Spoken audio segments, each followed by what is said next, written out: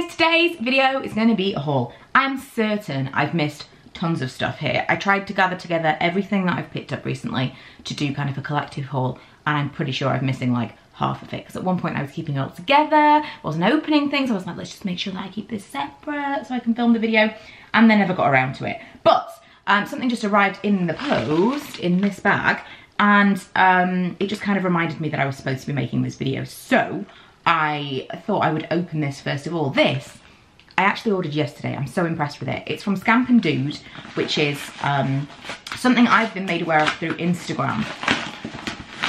It is a clothing line which was originally for children, and now they do adult stuff as well. But I'm so impressed because I actually ordered this stuff literally yesterday morning. I'd seen bits and pieces and something popped up, and I just thought, you know what, I'm gonna order something because I really like that jumper. And it was after the school run. I'm still sitting in the car, and I ordered this, and it's arrived like 24 hours later, which is just so impressive. So it comes in a little paper bag, and it even has a handwritten little postcode that says thank you Joe, and it is Joe, let me just get this right, it's not on here. I think it's like, no, I'm not going to be able to remember what her surname is. I will link it below. But her name is Jo, the woman who created the line. And the jumper that I got is this. Let me just move back slightly. Shall I try it on? I might try it on. I loved this. I love the colour. Absolutely love the colour, the kind of corally colour. And then it's got all this kind of leopard print, but also lightning bolt detail. I'm gonna just try it on. The general concept of the brand is what really appealed to me initially, and I'm definitely gonna go back and get some stuff for the kids. I just wasn't sure. I kind of want matching stuff with the children, but I don't know if they were gonna wanna match with me.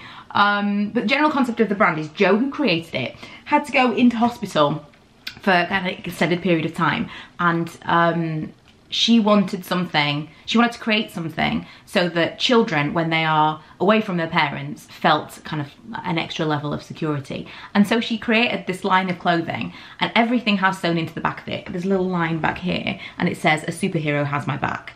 And then on every single item of clothing, there is somewhere, here we go, a little lightning bolt. And it's supposed to be, hang on, it says somewhere, and I'll read it for you. Here we go. It says superpower infused clothing. Press the superpower button on your garment to activate your chosen superpower. Check out the options below, make your choice. Expert fairy finder, loud dinosaur roarer, crazy cool shapeshifter, bunny whisperer, voice of an angel, super fast runner. I love the concept of these clothes. It's such a simple idea, but I know that Milo would get such a kick out of it. And I thought, if it comes and it's nice quality stuff, I'll get something for him. I don't know if Ella's gonna be into it, but I'm really into it, and I think he would be too. So let's just see what it looks like. It's one of those things, it's this and those mother sweatshirts that I've been looking at for the longest time, like, oh, they are £50. The adult size sweatshirts are £50. It's expensive, but I just thought I really wanted it. Do you know, I probably could have sized down. I probably could have got the small, but I do prefer a slouchier fit, so I am gonna keep the medium. It did say that it was, it gave a pretty good size guide. I think it said a medium was a loose fit, but it was a 12, and I would probably say more than anything it's the arms that are a looser fit that I'm used to. But I will stick with it because I don't think I would want it to be any closer here. I like the loose fit. I really like the pattern. So that is the thing that kind of inspired today's video, so I thought it would kick off with it. Another item of clothing that I bought was actually in my last video, and it is this. I got this from ASOS. I don't know if it's still available. I will link it below if it is. But I was talking about it in my live video last week, and even whilst we were still live, people were saying that it was sold out. So I'm really sorry if it is sold out. It was a really good price, and I got it, well, it was like a deal discount period over a holiday weekend. But I will link that below because I really like that. A little bit longer than your average t-shirt, but I like that it's got kind of cuffed sleeves. Also, you can see already it's got fluff and dog hair all over it. I really can't have black things when I live in a house with 2 dogs and children, you know, messy hands. But I love black clothes, so what are you gonna do? I swear I have got some beauty products, but I'm gonna skip through some other stuff first of all. 2 other things that I purchased this month that were massively on my wait list for a really long time, and I was putting off because I thought it's so expensive, and they are these. I got the iPad Pro and the pencil. Oh my god, I love this thing so much. I have not wanted to upgrade to any iPad. I've had the iPad mini for as long as it's been around, years and years. It's got a little crack in the corner of the screen and it's been my baby. I've taken it traveling. I say traveling, I mean like whenever I'm away from home. So like if I go on a train, I always take the iPad with me. I don't use it tons in the house, but if I'm ever on a train, which is more and more frequently, and if I'm ever on a plane, which again, thankfully, more and more frequently, I would not be without it. I always load it with stuff. Don't tend to work from it, but I use it as an entertainment device.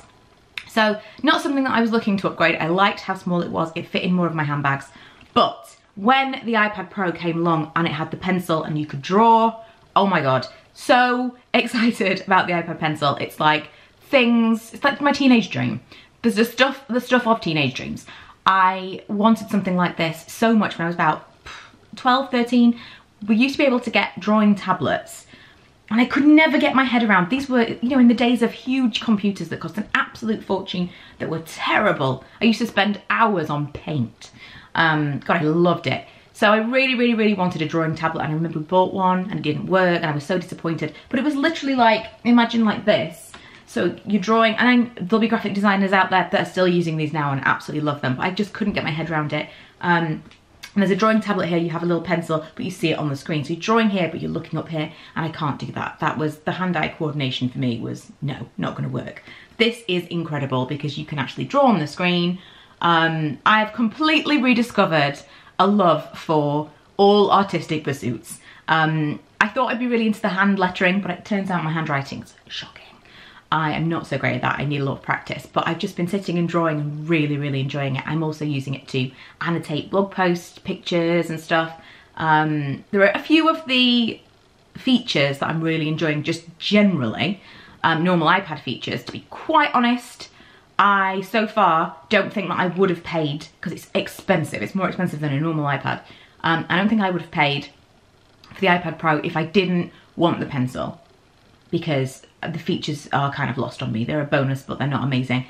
It was just for the pencil. So if you're looking for a review from me, I may do one at some point, but it's going to be really from the Apple Pencil perspective, because that is the reason I bought the iPad Pro. So expensive, but so far it has completely lived up to my expectations, and I wanted to mention it. What else have I bought recently? Okay, I've been really into masks. So much so that I bought tons of them about a week ago, then went back for some more, and I only have 3 now to show you because I've used almost all of them. Obsessed with sheet masks. I bought, also, if you've noticed, my voice is a bit, more so than normal, more annoying and nasal than normal. I've got a cold, I don't know what it's all about, but I just, all the time. So anyway, I bought the original one of this, and I've saved this one, because I wanted to show you in a video, but I'm desperate to try it. So it's the Moisture Bomb Tissue Mask that we know and love, but it's got a twist. So this one is rebalancing, so it's supposed to help to mattify and reduce the appearance of pores. Really excited to try this one, and if I like it, I'll be going back for more, because the Garnier sheet mask, one of my absolute favourites. Also wanted to mention, what is it called? Begins with the W. Willowbark. If you saw my review on my blog of the Boots ingredients, are they called, masks? Their version of the sheet masks, I was very disparaging, not super impressed, just thought they were a bit of a waste of money. But I hadn't tried the Willowbark one, which people rave about. Hadn't tried it because it was always sold out.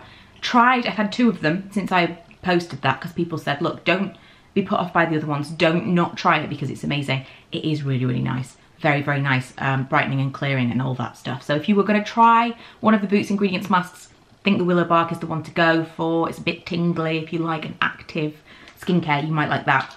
But yeah, I bought this one because I kind of at the time said, if you're looking for a drugstore mask, get the Garnier. And then I got these from TK Maxx. I've had 2 others of these as well. And I don't know, I think the Peel and Grate was the one that I thought really did brighten my skin and made it look different. The Never Confuse the Moment, which is supposed to refresh, tone, clarify. I didn't think this did all that much. The thing that excited me about this is it said pigment and complexion enhancer. But I don't know if that means like pigment as in to look tanned, or pigment as in the dark areas around here that I have actual, like this here is actual pigmentation. If you see really closely, I don't know if it's going to pick up, but if you look really closely, it is actually an area of hyperpigmentation, and it's a freckle inside it, or a mole, I don't know. Strange, isn't it? It looks, quite often someone will say to me that I've got a bit of makeup on my face, and they are mortified when they realise what it is. I'm not embarrassed by it at all, but they are absolutely mortified. It's almost worth like trying to encourage people to tell me that, because it really amuses me. But I thought that the pigment that it was talking about was maybe that, but didn't do anything at all. The one thing I would say about both of these products is they were very, very wet when they came out of the packet, but my skin, or they either dried really quickly or my skin absorbed them very quickly. I can't tell. If it's the latter, great. The former, not so much. Really hard to tell. But I would buy these again because they were only £1.99. I don't know how much they are full price, but at £1.99 I'd buy them again. I liked them. But I think I would probably buy the peeling great one again, because I thought that that had more of an impact. I got another mask. Where did I put that mask? Here it is. Pure Clay Glow Mask. So late to the party on these L'Oreal masks. People were raving about them months ago, and I was like, ugh. I was so into my sheet masks that I just kind of completely, not lost, I was lost interest is probably the best way to put it, in any kind of other mask, especially clay ones, messy ones, whatever. But I really, really like this. This is brightening and exfoliating. It is actually exfoliating. It's got the gritty bits in it. I just put it here. I don't do a lot here, mask-wise, when it comes to this kind of thing. Partly because I don't want to get it all in my hair, partly because I don't think this area needs all that much. I mean, maybe because of like wrinkle prevention, but I don't think, you know, it's not particularly anything. I don't get a lot of spots up here. I've got this one acne scar that refuses to go away. It's like really, sometimes it's darker than others as well. It's weird. I wonder if it is an acne scar now, or if I've like burst some blood vessels. I don't know. Anyway, there's this one little area up here. Other than that, I don't really get any kind of breakouts. Cue 1,000 breakouts all up here. I kind of get them here and mostly on my chin. Hormonal, isn't it? So I kind of avoid everything up here, and I just use it this area and my chin, and recently around here, because after waxing my top lip, got tons of breakouts here. Weirdly, also breakouts down here, nowhere near where the wax was. That was strange, but I was trying to get rid of all of that stuff, and this was really good. Just, it feels, after the desert holiday that we had in Las Vegas, all this area was so just dry and ugh. While we were there, my skin was amazing. I loved every makeup product I was trying. Everything looked gorgeous. I wasn't oily at the end of the day. It looked awesome. But then I got home and my skin had really suffered. It was really quite dry and needed some pampering. So swings and roundabouts. But for that week, it was pretty good time skincare wise. I made, I want to say it's called Beauty Bay. I made a Beauty Bay order. And the reason I made a Beauty Bay order was all because, it's all because of the Vampire Diaries, right? So I was watching the Vampire Diaries and I thought, Nina Dobrev, Eyeliner, looks really different in these episodes. So I went to Instagram and I was going through Instagram and I was like, right, let's pinpoint the time when she started to look a little bit different. And the first video that came up, or the first post on her Instagram that came up, was something with like People magazine or something. She was gonna be like people's beautifulest, most beautiful people of the whatever. And they had challenged her to do a makeup in a minute. And she had one of these little tiny brushes that look like this. I've seen these brushes before. Why have I never bought one? Why did it take for Nina Dobrev doing her makeup in a minute to make me think I needed them? So she had these amazing eyelash extensions, and she didn't do anything else to her eyes, but she got a little bit of black powder. I say powder like I don't know what it might be. Black eyeshadow, and just kind of quickly lined the tops of her eyes and then moved on. And I thought, oh my God, that was so quick and amazing. I need one of those brushes. Also, made me think maybe I would try eyelash extensions again, because when I've tried them in the past, I've always thought, but I have to like really scrub around and try and get rid of any eye makeup that I've got on, which is usually like liquid liner and stuff like that. But if you were just using a little bit of something powder-wise, that would be pretty easy to remove. Imagine just being able to do a little sweep of something and just eyes done. Also really seriously considering microblading. I've been back and forth over it, but I've seen really bad and I've seen really good. But to have to wake up with like full brows, oh man, I don't know if it's a terrible idea. Tell me if you guys have actually tried this or not, if you know anyone that has. I think I'd be spending a lot of money because I'd want to go somewhere that I knew was going to be really good, but I'm really tempted.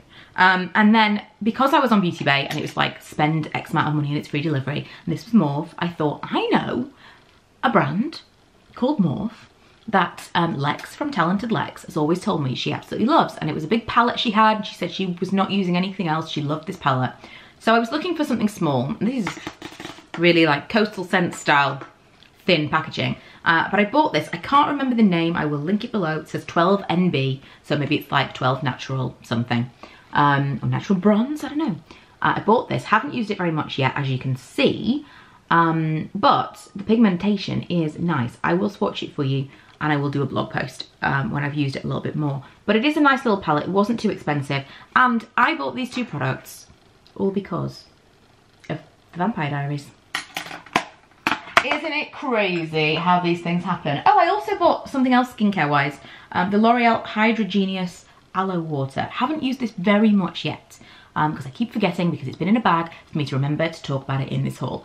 But very, very serumy and expensive feeling when I have used it. Really, really light, absorbs really quickly. There are loads of different versions. This one, normal to combination skin. And it says use instead of your daily moisturiser every morning and evening alone or after your serum. It was really, really nice, hydrating but light. I'm going to use this now for like the next however long, a few weeks or 30 days, and just give you a proper rundown of how this is on my skin, because I think my skin needs something. It says Hydra Genius. I think my skin is dehydrated as opposed to dry. It feels very dehydrated. I've got all these kind of lines around my eyes that I don't normally have, which I feel are dehydration lines. Definitely don't drink enough water. Maybe I'll kick that up a notch at the same time. But I need to do something more consistent with my skincare, because at the moment I'm just like a mask fiend and then forgetting everything else. I cleanse and that's pretty much it. Occasionally I remember to put on some eye cream, but I'm not remembering to use moisturiser on a daily basis. I'm hardly doing anything at all. I am using my salicylic thing, my Garnier clarifying, purifying tonic, whichever one it was. Used that kind of this area because I want to keep the spots away. But other than that, not doing a lot, and I need to do more. Okay, I think I've got one last thing, which just makes me feel like I'm missing 1,000 things, but one last thing to talk about. Whilst I was in TK Maxx, also picked up this China Glaze Orange Cuticle Oil. I had, oh man, what's it called? Avoplex from OPI. Now, I really, really wanted to like it. Love the scent of it. Really, really want to get the body lotion of it because the scent is amazing. Like, just, I think it was, I don't know if it was coconuts or melons, or it was just so fruity and summery and amazing. So I got the Avoplex oil, and the problem with it was the top never stayed on. It was constantly undoing. So if I put it in a drawer, it would go everywhere. At some point, I tried to leave it in my car. I think, in fact, I'm just gonna put this on right now. Now I'm talking about it and I'm not touching anything else. The problem with cuticle oil and me is I am always doing something. It's not so bad when you're painting your nails because, you know, you've dedicated that amount of time and you can still touch things, you can still do things whilst your nails are drying. Whereas when you've got oil or hand cream, never use hand cream. My hands are gonna age quicker than any other bit of my skin on my body because I never moisturize them.